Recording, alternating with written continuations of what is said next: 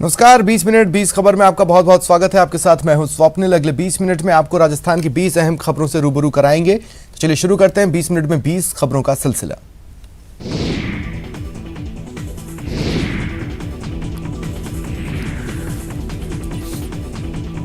लाख की चोरी की है, जिसमें से 31 लाख रुपए नगद भी शामिल है।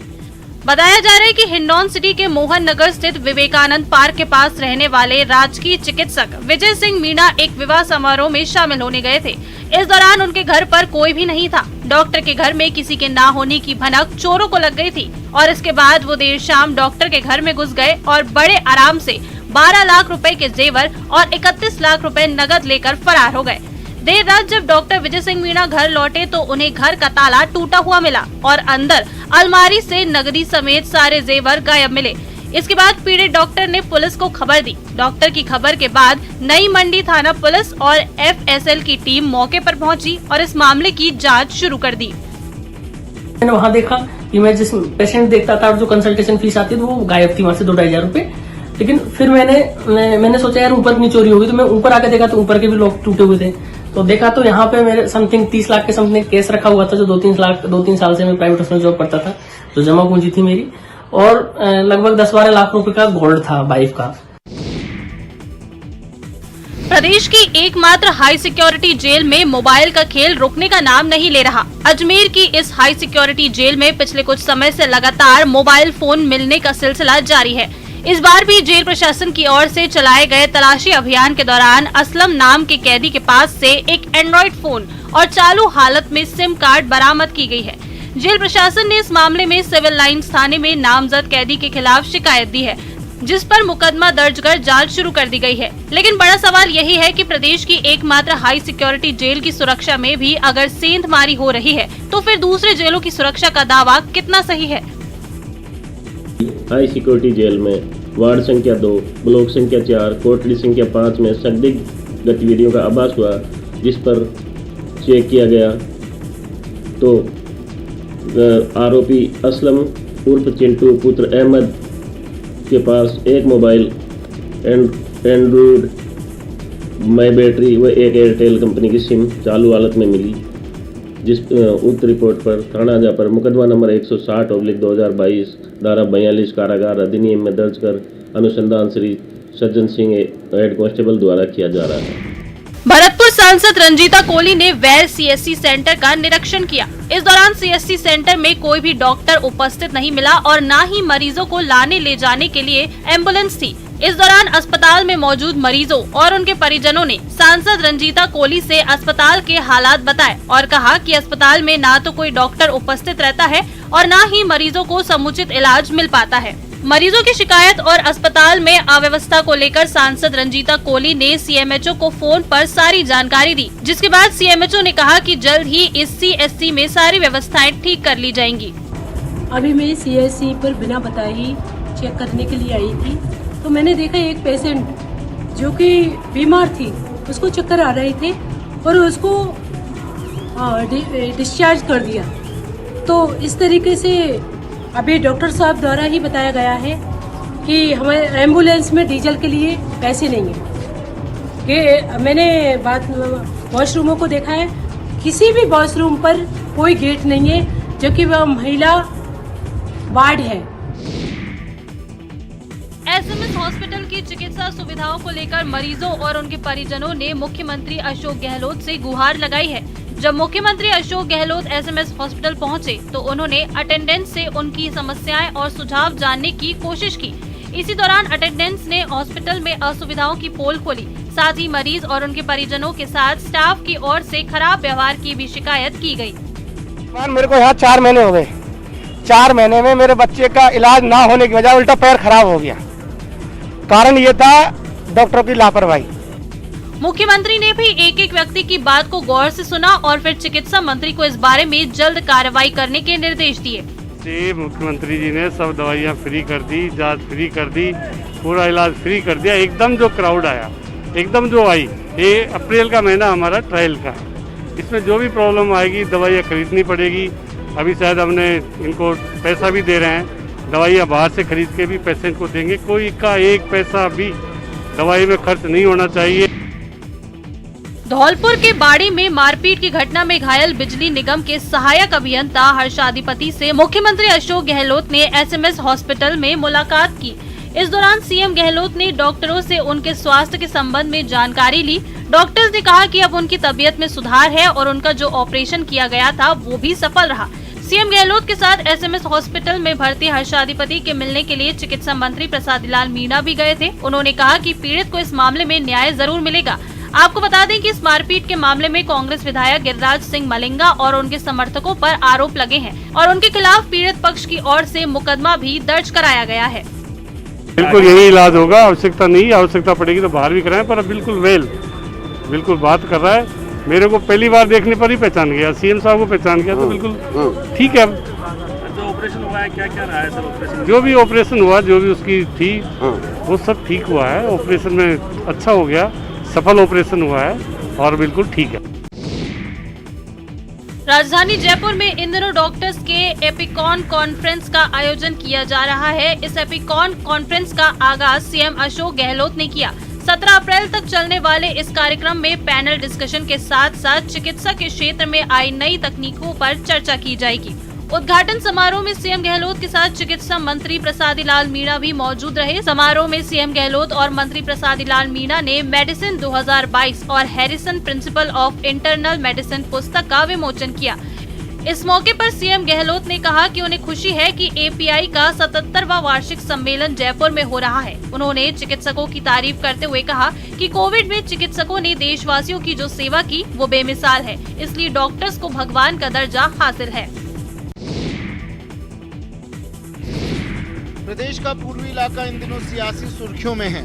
बीजेपी और कांग्रेस दोनों ही पूर्वी राजस्थान पर ही फोकस किए हुए है। दरअसल अभी पूर्वी राजस्थान में कांग्रेस का दबदबा है। प्रदेश में अगले साल होने वाले विधानसभा चुनाव में जहां बीजेपी इस हिस्से को कांग्रेस से हथियाना चाहती है, तो वहीं कांग्रेस अपने इस मजबूत गढ़ को हाथ से छिटकने नहीं देना चाहती है। यदि कोई भी पॉलिटिकल पार्टी वहां जाकर यदि माहौल बिगाड़ती है, उसको हक ही नहीं है। ये तो संविधान के विपरीत है। तो संविधान में तय हो गया कि सबको बराबर का हक है, तो सबको बराबर का हक रहेगा। ऐसे में चाहे कांग्रेस हो चाहे बीजेपी हो, जो गलती करेगा उसके खिलाफ कार्रवाई होगी। आप आवेदन करो, प्रधानमंत्री से मिलो। आप इस मुद्दे पे प्रधानमंत्री से मिलने जाओ तो सही। आज तक आप गए ही नहीं। अब जब जाओगे नहीं, आप कहते हो घर बैठे हमारे पास आए। एक और तो गाली गलौज देते रहोगे प्रधानमंत्री को, और रात दिन बीजेपी को गाली गलौज देते रहोगे, और जाओगे भी नहीं और कह दोगे कि अभी तक राष्ट्रीय परियोजना घोषित नहीं की। जो हंसराज बालोती अब तक हाथी पर सवार थे, वो अब कमल का फूल लेकर घूमने लगे हैं। इससे पहले बीजेपी कार्यालय में उन्हें बीजेपी प्रदेशाध्यक्ष सतीश पूनिया ने पार्टी की सदस्यता दिलाई। हंसराज बालोती के बीजेपी में आने से करौली जिले की चारों सीटों पर बीजेपी को फायदा होगा। आपको बता दें, हंसराज बालोती सालों तक बीएसपी में रहे हैं और पार्टी में उन्होंने प्रदेश उपाध्यक्ष पद की जिम्मेदारी भी संभाली है। खास बात यह है कि जैसे ही पार्टी को बालोती के बीजेपी के साथ संबंधों की जानकारी मिली, उन्हें तत्काल पार्टी से बाहर का रास्ता दिखा दिया गया। इसके बाद हंसराज बालोती ने भी बीजेपी ज्वाइन करने में देर नहीं लगाई। इनका कहना है कि कांग्रेस की कथनी और करनी में फर्क है। करौली की हिंसा के बाद इनका मन और ज्यादा प्रबल हुआ कि मैं ऐसी पार्टी के साथ हूं जो बहुसंख्यक लोगों के मानवाधिकारों की बात करती है। कि भारतीय जनता पार्टी के दरवाजे सबके लिए खुले हैं। जो भी आना चाहता है, देशभक्त लोग, राष्ट्रभक्त लोग, उन सबके लिए दरवाजे खुले हैं। अजमेर के फायसागर रोड पर एक 7 मंजिला निर्माणाधीन होटल के पास बना मकान अचानक से धराशायी होकर गिर गया। इस हादसे में एक बच्चे को चोटें आई हैं, जिसे इलाज के लिए जवाहरलाल नेहरू अस्पताल में भर्ती कराया गया है। हादसे का शिकार हुआ पीड़ित परिवार का कहना है कि वो लोग सुबह 3:30 बजे रोजा सहरी के लिए उठे थे। तभी उन्हें लगा कि मकान दरक रहा है और उसके प्लास्टर झड़ रहे हैं। ये देखने के लिए घर के सभी लोग मकान के बाहर आ गए। वो लोग बाहर ही थे कि पूरा मकान उनकी आंखों के सामने ही धराशायी हो गया। इस दौरान मकान के मलबे की चपेट में एक बच्चा आ गया और उसे गंभीर चोटें आई हैं। पीड़ित परिवार का कहना है कि नजदीक ही बन रहे 7 मंजिला होटल निर्माण के चलते उनके मकान की नींव कमजोर हो गई थी और उसी की वजह से उनका मकान गिर गया है। स्थानीय लोगों ने पीड़ित परिवार को हुए नुकसान की भरपाई की प्रशासन से मांग की है। सवाई माधोपुर के हनुमान नगर में एक बार फिर जलदाय विभाग की लापरवाही सामने आई है। जलदाय विभाग की लापरवाही के चलते हनुमान नगर में लाखों लीटर पानी व्यर्थ बह रहा है। इस कॉलोनी के लोगों का कहना है कि पिछले 4 दिनों से यहाँ इसी तरह से पानी बेकार हो रहा है। दरअसल पिछले 15 दिनों से कॉलोनी के नलों में पानी नहीं आ रहा था। ऐसे में कॉलोनी के लोगों ने जलदाय विभाग में शिकायत की और उस शिकायत के बाद जलदाय विभाग के कार्मिक आए और कॉलोनी की पानी की लाइन ठीक करने के लिए कॉलोनी में 3-4 जगहों पर गड्ढे खोद दिए और एक गड्ढे में अलग से पाइप लगाकर चले गए। जिस गड्ढे में पाइप लगाया है उस पाइप से पिछले 3-4 दिनों से पानी बह रहा है। ये तो 4 दिन हो गए भाई साहब, और कल भी वो जॉइंट करके लगा गए, पूरा रोड में पानी बह रहा बिल्कुल लगातार 4 दिन से लगातार 4 दिन हो गए। पाली में जल संकट की स्थिति से निपटने के लिए राज्य सरकार की मांग पर रेलवे ने वाटर ट्रेन उपलब्ध करवा दी है। वाटर ट्रेन का एक रैक जोधपुर के भगत की कोठी पहुंच गया है। इस ट्रेन को पीएचडी विभाग 17 अप्रैल से संचालित करेगा। हालांकि इसे 15 तारीख से संचालित करने का प्लान था, लेकिन ऐसा नहीं हो पाया और अब ये 2 दिन बाद पानी लेकर पाली जाएगी। बताया जा रहा है कि इस ट्रेन में पानी लोड करने के लिए पीएचडी विभाग की ओर से तकनीकी व्यवस्थाएं सुनिश्चित करने के बाद ही इसे 17 अप्रैल से संचालित किया जाएगा। इससे पहले कोटा के माल डिब्बा मरम्मत कारखाने में इस वाटर ट्रेन के रैक को पीने का पानी ले जाने लायक बनाया गया। इसके लिए माल डिब्बे कारखाने के कर्मचारियों को दिन रात काम करना पड़ा, तब जाकर ये वक्त पर तैयार हो पाया है। पाली को समय पर पेयजल उपलब्ध हो, इसके लिए रेल प्रशासन प्रतिबद्ध है और पीएचडी विभाग की सभी व्यवस्थाएं पूरी होते ही इस ट्रेन में पानी भरने के बाद इसे पाली के लिए रवाना कर दिया जाएगा। बहुचर्चित हिस्ट्री शीटर देवा गुर्जर मर्डर मामले में एक और वीडियो सामने आया है। मर्डर की वारदात को अंजाम देकर हथियारबंद बदमाशों के भागने का सीसीटीवी फुटेज अब सोशल मीडिया पर वायरल हो रहा है। पुलिस अधिकारियों ने इस वीडियो की पुष्टि करते हुए कहा है कि ये वीडियो रावत भाटा के उसी दिन का है जिस दिन बदमाशों ने देवा गुर्जर की हत्या की वारदात को अंजाम दिया था। वायरल फुटेज में आप देख सकते हैं कि किस प्रकार बदमाशों का ग्रुप हाथ में कुल्हाड़ी, लोहे के सरिये और पाइप लेकर भागते हुए नजर आ रहे हैं। देवा गुर्जर की हत्या के बाद सभी बदमाशों के भागने का यही वीडियो अब सामने आया है। बताया जा रहा है कि रावत भाटा में जिस जगह देवा गुर्जर की हत्या हुई थी उसके पास ही एक दुकान में सीसीटीवी लगे हुए थे और ये वीडियो फुटेज उसी सीसीटीवी में रिकॉर्ड हुए हैं। आपको बता दें कि देवा गुर्जर मर्डर मामले में पुलिस ने अब तक 16 आरोपियों को गिरफ्तार किया है। बड़े शौक से जो बुलेट खरीदा था वो चोरी हो गया। थाने में रिपोर्ट लिखवाई, कई जगह तलाश किया लेकिन बुलेट मिली नहीं। थक हार कर वो निराश हो गई, लेकिन 4 दिन बाद अचानक उसे अपनी बुलेट नजर आ गई। फिर क्या था, उसने न केवल पुलिस को इन्फॉर्म कर दिया बल्कि अपनी बुलेट भी हासिल की। ये कहानी बूंदी की है, जहां 10 अप्रैल को कुंभा स्टेडियम से ये बुलेट चोरी हो गई थी। बुलेट की मालकिन सिमरन ने कई जगह बुलेट की तलाश की लेकिन वो नहीं मिली। फिर वो अपने पति के साथ कुंभा स्टेडियम में मेले में जा रही थी कि अचानक उसे आजाद पार्क के पास अपनी बुलेट नजर आई जिस पर 2 युवक बैठे थे। अपनी बुलेट देखते ही सिमरन उसके पास पहुंच गई और दोनों युवकों से उसका आरसी दिखाने की बात कही, लेकिन दोनों ने सिमरन के साथ बदतमीजी शुरू कर दी, जिसके बाद सिमरन ने मौके पर पुलिस वालों को बुला लिया और उनकी मदद से अपनी बुलेट वापस हासिल कर ली। करौली में श्री दिगंबर जैन अतिशय क्षेत्र में 18 अप्रैल तक चलने वाले भगवान महावीर वार्षिक मेले में दिव्यांग जनों को ट्राईसाइकिल और विधवा महिलाओं को सिलाई मशीन भेंट की गई। मंदिर कमेटी प्रबंधक नेमी कुमार पाटनी ने बताया कि करौली जिला कलेक्टर ने भगवान महावीर वार्षिक मेले के दौरान हर साल चांदनपुर महावीर प्रदर्शनी का फीता काटकर लोकार्पण किया। साथ ही इस प्रदर्शनी में लगी तस्वीरों का भी अवलोकन किया।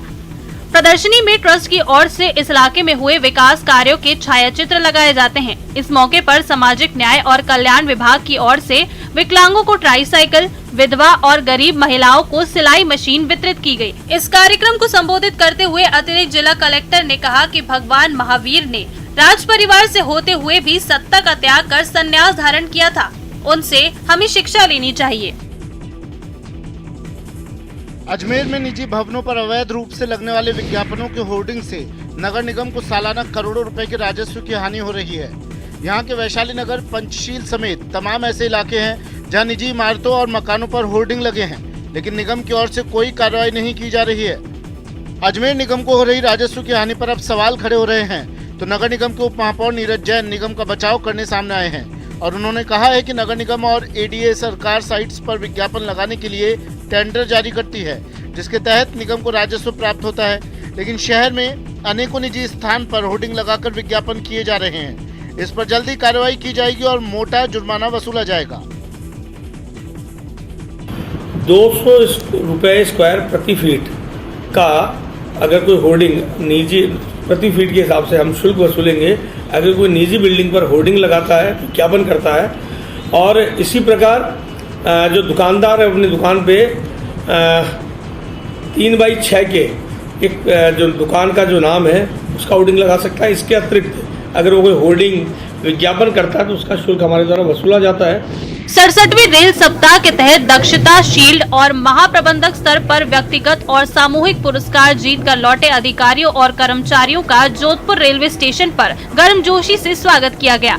इन्हें रेल कर्मियों और उनके परिजनों की ओर से फूल मालाएं भेंट की गयी। जयपुर में आयोजित 67वें रेल सप्ताह समारोह में उत्तर पश्चिम रेलवे के महाप्रबंधक विजय शर्मा की ओर से जोधपुर मंडल रेल प्रबंधक गीतिका पांडे के नेतृत्व में मंडल के 11 अधिकारियों को दक्षता शील्ड प्रदान की गयी। इसके अलावा जोधपुर मंडल के 54 अधिकारियों और कर्मचारियों को व्यक्तिगत और सामूहिक स्तर पर पुरस्कार दिए गए। इन सभी के जोधपुर वापस लौटने पर रेलवे स्टेशन पर ढोल नगाड़ों और पुष्प वर्षा कर स्वागत किया गया।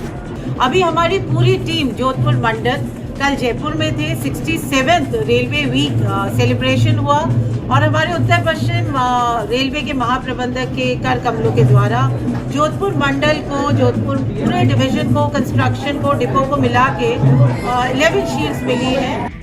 भरतपुर के जगीना गांव में विशाल कुश्ती दंगल का आयोजन किया गया। इस कुश्ती प्रतियोगिता में राष्ट्रीय और अंतर्राष्ट्रीय स्तर के साथ साथ भारत केसरी पहलवान के साथ 300 से अधिक पहलवान अपना दमखम दिखाने के लिए पहुंचे। दंगल का शुभारंभ मुख्य अतिथि जिला प्रमुख कुंवर जगत सिंह और नगर विकास न्यास के पूर्व चेयरमैन वरिष्ठ अधिवक्ता गुलराज गोपाल की अध्यक्षता में हुआ। दंगल का आखिरी मुकाबला पहलवान युधिष्ठिर और संजय गुर्जर सोना के बीच हुआ, जो कि बराबरी पर छूटा। इस दंगल में भरतपुर के अलावा हरियाणा, दिल्ली और राजस्थान के अलग अलग जिलों के पहलवान भाग लेने पहुंचे। जगीना सरपंच नरेंद्र सिंह एडवोकेट और हाथी पहलवान ने बताया कि दंगल का आखिरी मुकाबला 1,11,000 रुपए का रखा गया था, जो भारत केसरी पहलवान युधिष्ठिर और संजय गुर्जर के बीच 20 मिनट तक चला। दोनों पहलवान ने जबरदस्त दांवपेच दिखाया और मुकाबला बराबरी का रहने पर दोनों पहलवानों को 55,500 के इनाम से सम्मानित किया गया।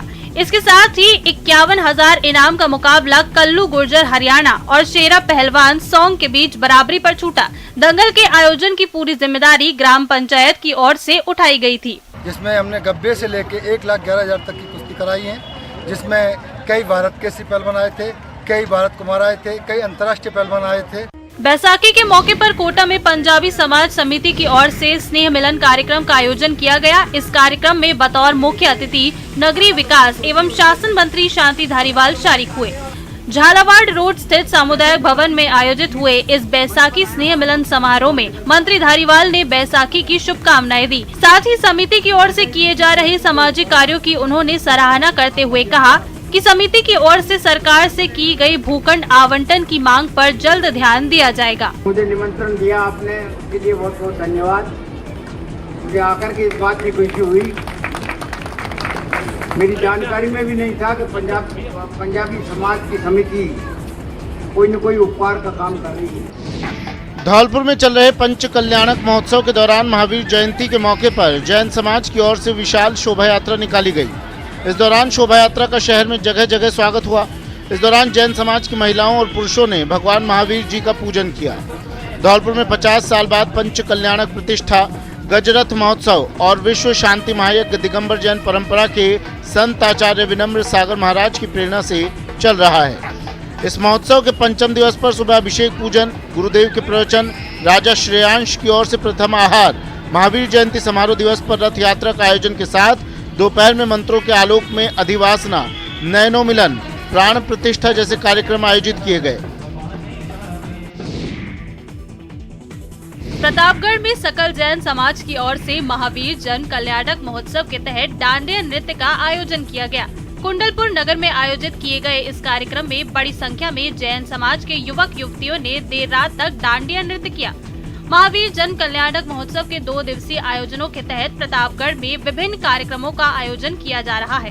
इसी के तहत सकल जैन समाज की ओर से कुंडलपुर नगर में डांडिया नृत्य का आयोजन किया गया, जिसमें समाज के 1 दर्जन से ज्यादा महिला मंडलों ने भाग लिया। इस दौरान धार्मिक गीतों पर डांडिया नृत्य की जोरदार प्रस्तुतियां दी गयी। आकर्षक वेशभूषा में युवक युवतियों ने देर रात तक डांडिया किया। इस दौरान कुंडलपुर नगर में आकर्षक सजावट भी की गई थी। साथ ही यहाँ की सुरक्षा के लिए पुलिस वालों ने पुख्ता इंतजाम कर रखे थे।